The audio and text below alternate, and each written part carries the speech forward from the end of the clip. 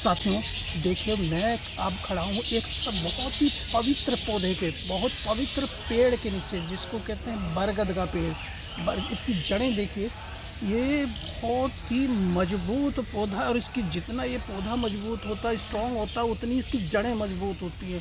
तो ये बरगद का पेड़ है। बरगद, पीपल और नीम, अगर तीन कहीं एक जगह लगे तो उसको बोला जाता है त्रिवेणी। और ये तीनों पौधे बहुत ही शुभ पौधे होते हैं।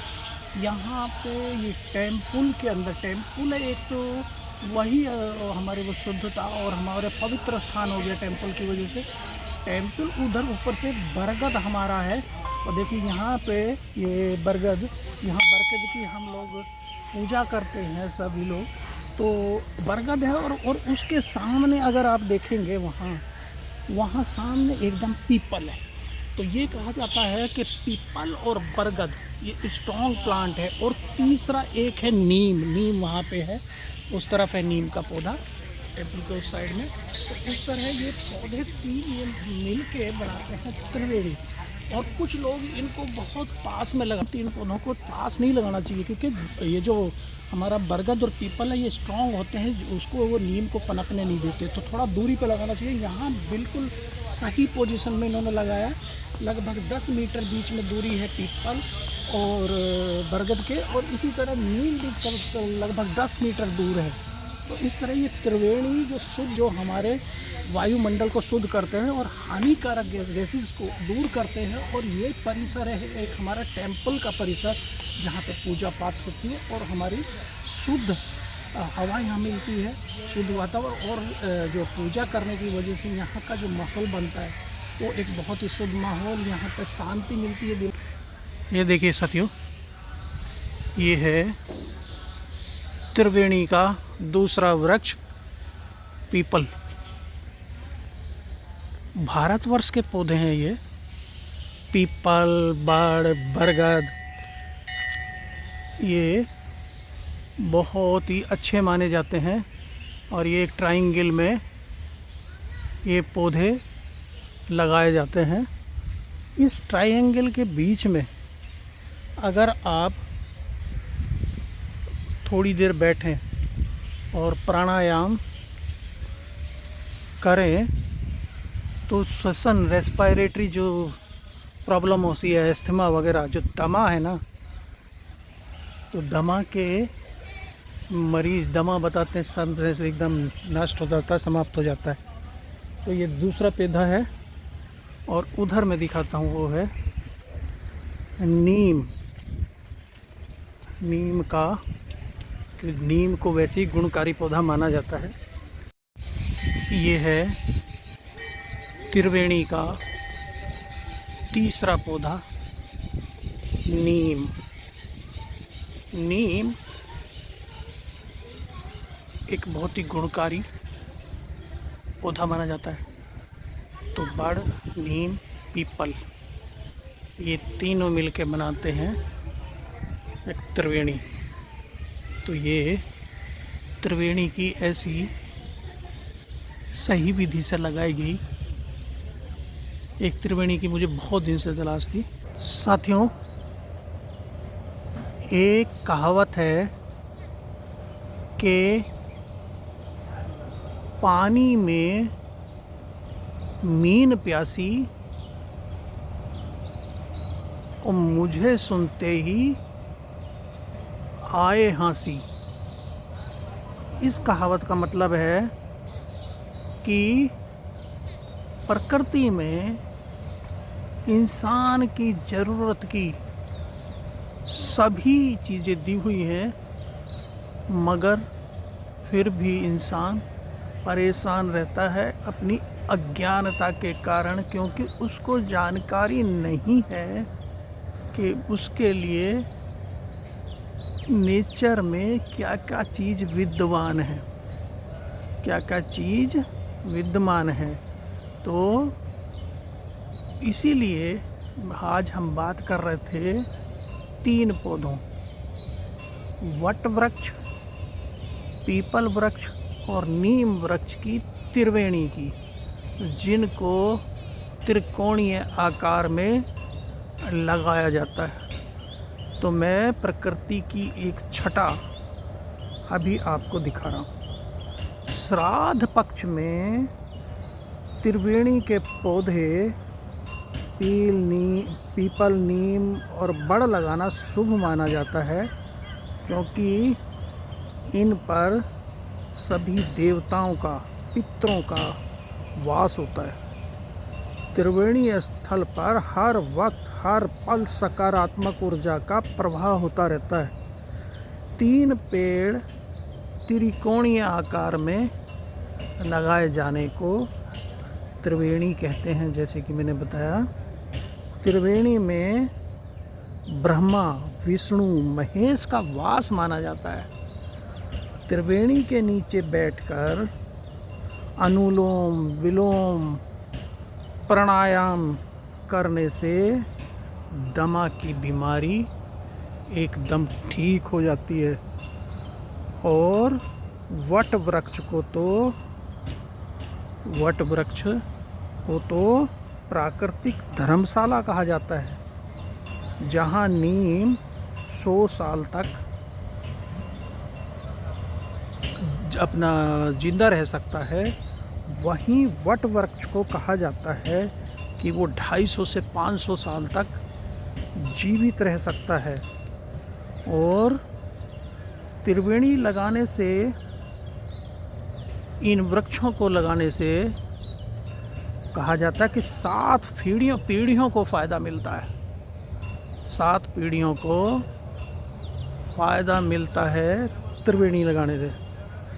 त्रिवेणी प्रकृति का एक अनमोल उपहार माना गया है। त्रिवेणी को, इसको जो हमारा बड़ का वृक्ष होता है, वट वृक्ष जिसको कहते हैं, इसको अक्षय वट भी कहते हैं। अक्षय मतलब जिसका अक्षय नहीं हो सकता, जिसको नष्ट नहीं किया जा सकता, वो अक्षय वट होता है। जिसके नीचे बैठ के महात्मा बुद्ध ने तपस्या की थी और ज्ञान प्राप्त किया था। वट वृक्ष की पूजा लंबी आयु, सुख, समृद्धि और अखंड सौभाग्य देने के साथ हर तरह के कलह, संतापों और नाश को ख़त्म करने वाली, संतापों का नाश करने वाली होती है। लेकिन वास्तु के अनुसार इसको घर में नहीं लगाना चाहिए, क्योंकि इनकी भी जड़ें बहुत बड़ी होती है और वो घर की नींव को हिला सकती हैं। इसलिए हमारा जो वट वृक्ष है या ये त्रिवेणी जो हमेशा सार्वजनिक स्थलों पर लगाना चाहिए। वट सावित्री व्रत लटकी हुई शाखाएं, सावित्री जो वट वृक्ष में शाखाएं लटकी रहती हैं, वो सावित्री देवी का रूप मात्र माना जाता है कि, और बोला जाता है कि जड़ों में ब्रह्मा जी, वट वृक्ष के जड़ों में ब्रह्मा जी, तने में विष्णु, डालियों और पत्तियों में महेश का वास होता है। चलो हो गया। वट वृक्ष को अक्षय वट भी कहा जाता है। अक्षय वट के पत्ते पर ही भगवान कृष्ण ने मार्कंडेय ऋषि को दर्शन दिए थे। और औसतन आयु इस वट वृक्ष की लगभग 150 वर्ष मानी जाती है। इससे 25 तरह की औषधियाँ बनाई जा सकती हैं। अक्षय वट मतलब, अक्षय का मतलब होता है जिसका अक्षय ना हो सके, जो नष्ट ना हो सके। इसको मनोरथ वृक्ष या मोक्ष देने वाला वृक्ष भी माना जाता है। इंसान की प्रथम जो इच्छा होती है वो होती है निरोगी काया, और जो अंतिम इच्छा जिसको कहेंगे चरम, जो उसकी इच्छा होती है वो होती है मोक्ष। तो वट वृक्ष को मनोरथ वृक्ष यानी मोक्ष देने वाला वृक्ष भी माना जाता है कि जैसे मैंने बताया कि निरोगी काया अगर हो जाए तो वो इंसान की पहली इच्छा पूर्ति हो जाती है, और मोक्ष मिल जाए तो वो चरम इच्छा जिसको कहते हैं चरम सुख पाया। ये दो इच्छाएं बहुत होती है इंसान की, वो पूरी हो जाती है। जहाँ तक पीपल वृक्ष की बात है, फाइकस की, फाइकस रेलिजियोसा फैमिली इसकी मोरेसी है, इसको भी वट वृक्ष की तरह घर में उगाना अशुभ माना गया है, क्योंकि इनकी जड़ें एक्चुअली बहुत बड़ी हो जाती हैं और ये नींव को उखाड़ देती हैं घर की। ये भी हमारे ऐसे वृक्ष हैं, नीम, पीपल और वट, कि ये हमें 24 घंटे ऑक्सीजन देते रहते हैं। इस पौधे को बहुत ही शुभ माना गया है, पूजा करते हैं लोग इसकी।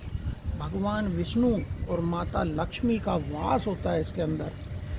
मंदिरों में इसे उत्तर पूर्व की दिशा में लगाया जाना बहुत अच्छा माना जाता है, और संतान प्राप्ति के लिए इस पर लोग धागा बांधते, और महिलाएं पीपल की पत्तियों को पर्स में रखना शुभ मानती है, क्यों ये माना जाता है कि उससे माँ का आशीर्वाद हमेशा बना रहता है अगर पीपल की पत्तियां पर्स में रखें।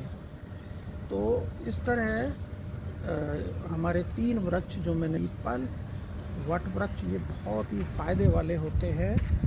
और नीम, जैसे नीम है, नीम भी बहुत ही औषधीय गुण वाला मेडिसिनल प्लांट माना जाता है, और वो भी हमारी वायु को शुद्ध करता है। इसका जो बॉटनिकल नाम है एजा डायरेक्टा इंडिका होता है, मेलिएसी होती है, और फास्ट ग्रोइंग पौधा है, 15-20 फीट बढ़ जाता है, एवरग्रीन है।